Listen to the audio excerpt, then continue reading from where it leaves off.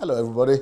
Well, son Adelaja here, back to you to talk about my charge to Nigeria and Nigerians.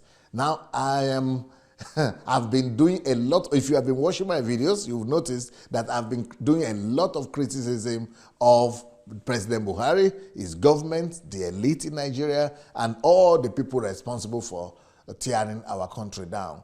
And I've been particularly harsh on President Buhari and his APC party. But today, I want to say, President Buhari, I'm sending you kisses, kisses, kisses, kisses. Maybe that's not a tradition in Nigeria, but just to show you my excitement that this one, I don't know who advised you on this policy and who are your advisors that gave you this idea, but this one is one of your best policy decisions ever. No Nigerian president has ever been able to do this. No Nigerian head of state, even the military, were not able to do this. Even at a time when the foreign policy of Nigeria was Africa-focused, Africa-centric, we couldn't even do this.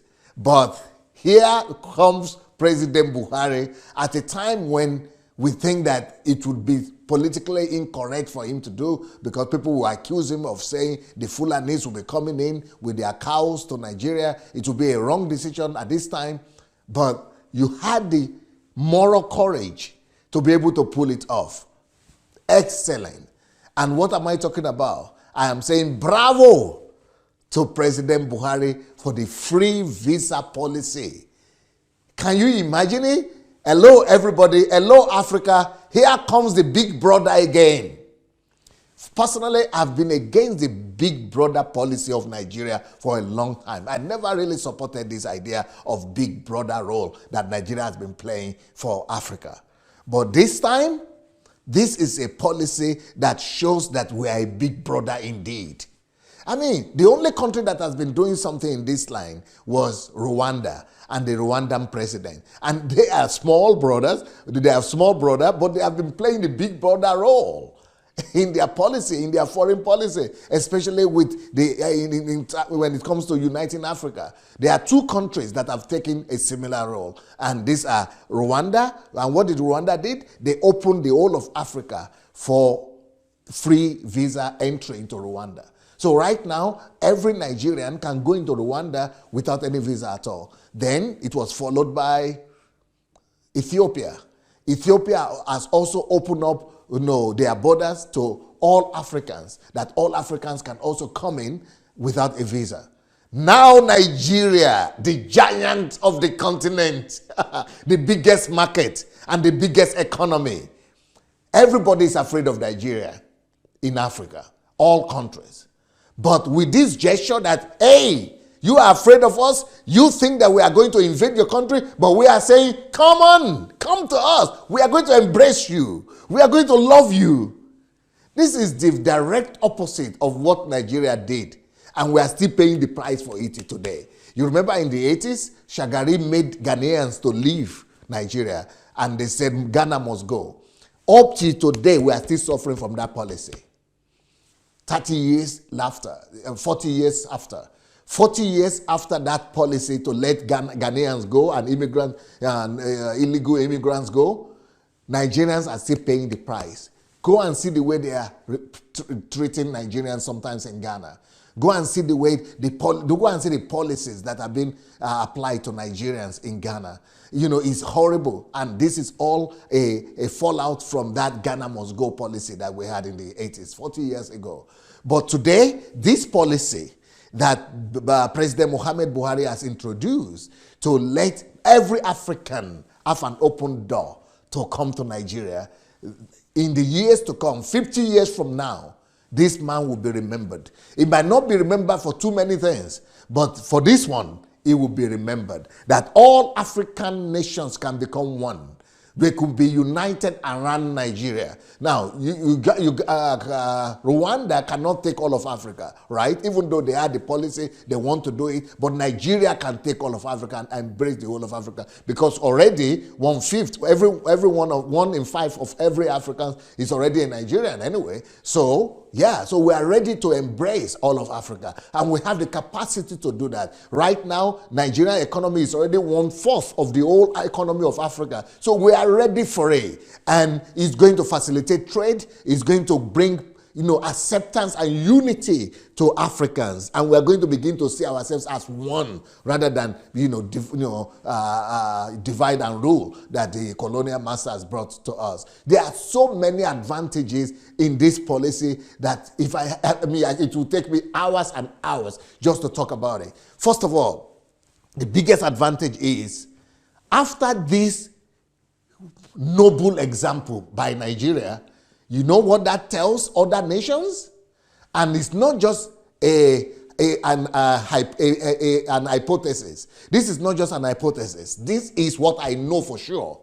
There are so many countries right now, at least 20 countries that I know of, that are already considering, doing the same act of gesture, reciprocating. They want to reciprocate what President Buhari has done. They want to do the same thing. They want to open their countries so that Nigerians will no longer need visa to come to all these countries.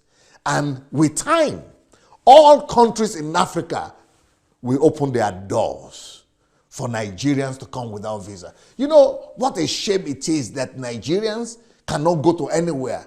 Almost only 40 countries in the world where we can go to without visa. Otherwise, everywhere, everybody is humiliating us. Even simple Kenya there, for you to go to Kenya, you have to get visa. It's an embarrassment. I know somebody who wants to go into Zambia now as a missionary, cannot even go because he needs a visa. Zambia, simple Zambia, or South Africa, we cannot even go without a visa. But with this gesture from President Muhammadu Buhari, this is one of the few times I've been proud of my president. There are other times, but this is one of the few ones. Because other countries in Africa will be forced into embracing the policy because it's an act of goodwill. And the act of goodwill is always reciprocal. And what we have sown, we are going to reap in that sense. So other countries are going to begin to, maybe it will not be drastic, it will not be too fast, but other countries will begin to open their doors. And with Nigerians that like to travel, with Nigerians that like to go everywhere, the impediment of visa is a shame. And it's just killing us. But all those things that you have going on in Zambia, from Libya and the Mediterranean Sea, and people running through the desert and through the sea to go to Europe, we reduce. So the weight of travel of Nigerians and the amount of Nigerians trying to go to Europe, and it will reduce because they will be able to find opportunities all over Africa. And with the entrepreneurship spirit, enterprising spirit of Nigerians, they are going to begin to see that, wow, there are so many doors and open opportunities for them in all these African countries, that if they will have open door and, no visa to be able to go, they will not need to go to Europe. Go and look at Nigerians that have been able to find their way to South Africa. They are thriving. Go and see Nigerians that have been able to find their way to Kenya. They are thriving. Go and see Nigerians in Ivory Coast. They are doing well. The Nigerians that have been able to have been given the opportunity to use their entrepreneurship and enterprising skills in those countries, they are making it even better than Nigeria. So what I'm saying is that this rush and struggle to killing themselves in the desert and on the sea to go to Europe is going to drop, because there are going to be more opportunities in the continent, and the continent is big enough for all of us. So what President Buhari is doing is a statement in the right direction. People, and to my greatest shock though is that there are people in Nigeria right now that are criticizing that policy, especially the PDP people and people who are myopic, like what do you call this other is it Femi Gani or something, Femi something, You know, there is a guy in Nigeria that was a minister, he was a politician, and he's always criticizing because, like, you know, this guy spoke about him. I mean, President Obasanjo just said he just needs to talk. Just give him something to shop, he will begin to talk. You know, he's just saying rubbish all the time, and he's in line now with iPod. You know, he's one of the people that is supporting iPod. You know, he just married an Igbo girl recently. You know, so he used to criticize the Igbos. He used to he attacked the Bianca and, you know, the Ojukwu and others. And now, you know, because of his friendship with Kanu and his new wife, he has, you know, he's now doing everything to push the Igbos out of Nigeria and to make Yorubas do the same thing. You know, it's a kind of, it's a guy that is with some strange things in his head. Anyway, so he is coming up with a theory. I mean, I don't know. It has to be I don't want to use the word crazy. It has to be a distorted mind that will come up with this theory. He's the kind of guy like Kanu, Nnamdi Kanu. Only the two of them can come up with those kind of crazy ideas. That one said Buhari is Jubril from Sudan. And then this one is saying the policy, the open door policy, the visa policy that Buhari introduced is so that Fulani people will be able to enter Nigeria from all of Africa. My. What a blind perspective. That it is because Buhari wants Fulanis to overtake Nigeria and to change the demographics of Nigerian people so that Nigerians will no more be Nigerians. Only Fulani will take over Nigeria and the Muslims. I mean, people are just mischievous. You cannot hate somebody to the extent that it doesn't matter what he does, he has to be wrong. And there's people who are hailing him and believing that. People are so myopic. It is alarming. How can you see evil in everything somebody does? How much hatred do you have inside to have done that? Even when you hate somebody and somebody is your enemy, when he does something right, you have to acknowledge it. This visa policy is one of the best things that Nigeria has done. Go and listen to what other countries, go and listen to the comment. Go and listen to the radio from Tanzania radio or television. Go and listen to Zambia radio. Go and listen to Kenya radio. Go and listen to South Africa radio. Go and listen to Mali radio. Go and listen to Burkina Faso radio. Go and listen to Ethiopia radio. Go and listen to Rwandan commentaries. Go and listen to Egypt commentaries. You will be surprised at the amount of praise that Buhari is getting for this. And somebody will come with some crazy theories and you'll be jumping at it. No, it's shame. In fact, let me show you one of the videos. Let me show you one of the videos from East Africa. Here is the latest Africa news update. Africa's largest economy and its most populous country, Nigeria, has announced visas on arrival to all Africans living on the continent. Nigerian President Muhammadu Buhari announced this great message during the Aswan Forum that all Africans visiting Nigeria will from January receive visas on arrival.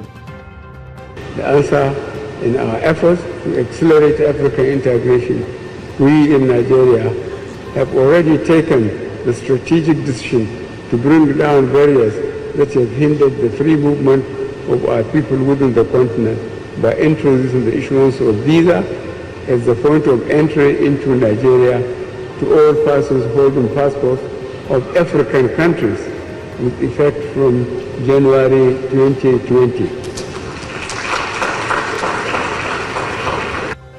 The change in visa policy by Nigeria comes on the backdrop of the signing of the African Continental Free Trade Agreement. Buhari further emphasized that a massive investment in transportation infrastructure is necessary for an African economic resurgence. By enhancing the... Well, you know, what has surprised me is looking at the reactions on this move by President Buhari is my Igbo brothers. My Igbo brothers have eaten into the lies of Nnamdi Kanu. Not all of them, definitely, of course. I'm talking about the iPod people especially. They have eaten into the lies of Nnamdi Kanu and this, what do you call this Yoruba guy? This Femi something. You know, Femi, is it Fanny something? So that, you know, people are buying into their lies so bad that now most Igbo's comments that I've read are saying, you know, it is Fulani, it is because of Fulani. My dear Igbo brethren, it's for you. the most beneficiaries, the most people who will benefit most from this are the Igbos. Because you are our most, you know, enterprising people. You are our most entrepreneurial people. Igbos are the most traveled people in Nigeria. And you are the ones that the doors are going to be open to all the countries of the continent. 54 countries are going to be open to you. I mean, Igbos, especially the Anambra people, they are in my village. I mean, they are everywhere. The same thing, the doors will be open for you to be able to spread your tent everywhere. You should be thanking Buhari for this. And people are saying, no, it's because Buhari wants to take over. No, Africa, Hausas don't even travel. Fulanis don't even travel like 10/10 of how much Igbos travel. And you see what the commentators were saying is for the exchange of goods and services. Can you imagine what Aba will happen to Aba people when they begin to have open market to the rest of Africa? Can you imagine what will begin to happen to Onisha, Owerri? And when their goods can go beyond Nigeria and go to all the nations of Africa? Let's see things in positive light. Let's begin to see things more in positive light other than just seeing everything as gloom and doom. Well, as for me, I see the light. I've criticized and I'm still criticizing the president on a lot of things and the government on a lot of things, but on this one, I dare not. Bravo and kudos to you, Mr. President, for the love of God, church, and nation. Peace.